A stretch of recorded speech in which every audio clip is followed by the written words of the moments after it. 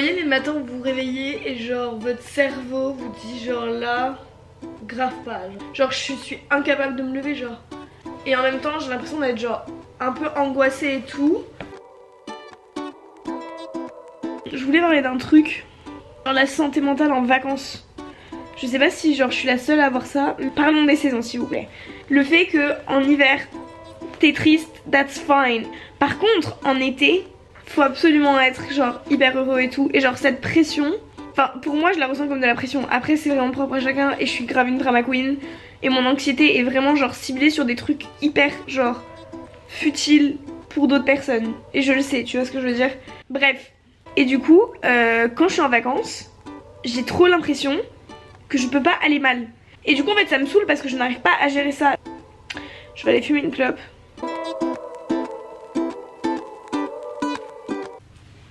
Bon, allez, on va combattre ce sentiment de merde qui est là. Remember last year when you told me to always stay here, never leave me. The light from your eyes made it feel like we were dancing in the moonlight.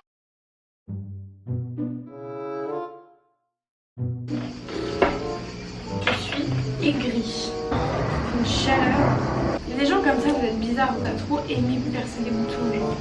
Je comprends pas trop. On souffle là. Les citations dans mon livre de coloriage, c'est genre proverbe japonais. Pour savoir qui tu es, écoute ton silence. Ah non mais c'est... Ah bah non mais là c'est du lourd. Hein. Cheers. Bonjour. Aujourd'hui on va faire du pilates dans l'herbe. Il est très tôt, il est 9h, mais ça va être très sympa. C'est parti. Il y a des jours On est arrivé. où il pleut et où il fait beau. Mon ami, on va tout. La prof pensait que j'avais 14 ans. Il y aura du soleil et de l'orage, c'est sauvage. Il y aura du vent. On vient de finir le cours. Alors, très bien, très bien. Ouais, pas de regret, non. Très contente de l'avoir faite. Carrément. Des muscles que tu connaissais pas. Mais quelle surprise, tu tiens sur le fil. T'es plus sûr de vivre, faut pas que t'angoisses. La douche, c'est quand même une invention. C'est nice.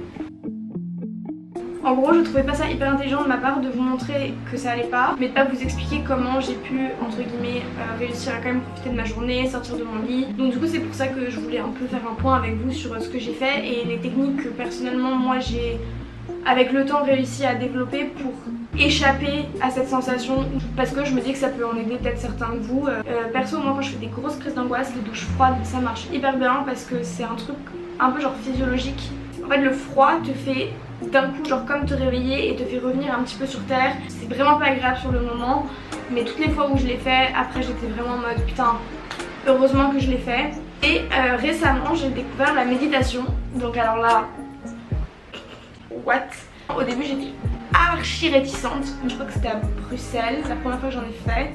Donc c'était il y a genre quasiment un an. Où en fait j'ai juste tapé sur YouTube genre Morning Anxiety et j'ai mis une vidéo clairement au pif, hein. J'en ai trouvé une qui est vraiment bien, c'est une méditation d'urgence. Donc c'est vraiment quand vous faites une crise d'angoisse que vous sentez vraiment que la crise arrive. Si vous voulez je vous en mettrai dans la description de la vidéo. Hier du coup j'ai fait de la méditation et ça allait beaucoup mieux.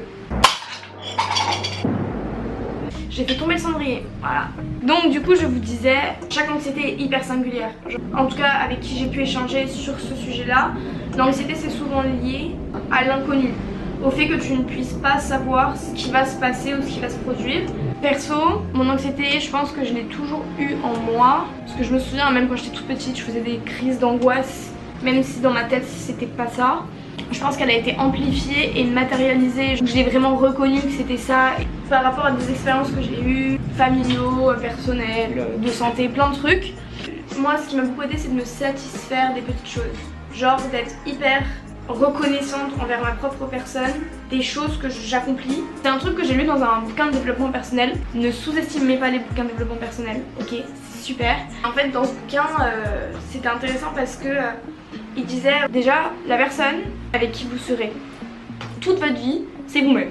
Il faut entretenir ta relation avec toi-même. La manière dont tu te parles à toi-même, évidemment que ça va jouer sur la manière dont tu te sens, accomplir tes objectifs, à agir avec les autres, de verbaliser des trucs tout cons mais qui vont tellement après toi te servir pour que mentalement, tu sais, ça apaise. C'est comme si c'était une petite caresse mentale, voilà. Faites-vous des petites caresses mentales. C'est un peu chelou dit comme ça, mais vous m'avez compris.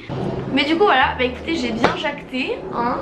Ça se trouve ça n'a intéressé personne et c'est pas grave, mais s'il y a au moins une petite personne que ça peut aider, bah mon rôle est rempli et je suis contente, voilà. Il y aura du soleil et de l'orage, c'est sauvage. Il y aura du vent. Je viens de poster le premier vlog et tout le monde est trop gentil, je suis trop contente. Tout le monde est trop bienveillant et tout, je suis trop bien. Sauvage. Il y aura du vent. Ce sera trop facile. S'il vous plaît, mettez des toilettes à tous les coups. Imagine si c'était des toilettes sèches. Non, c'est turc ça.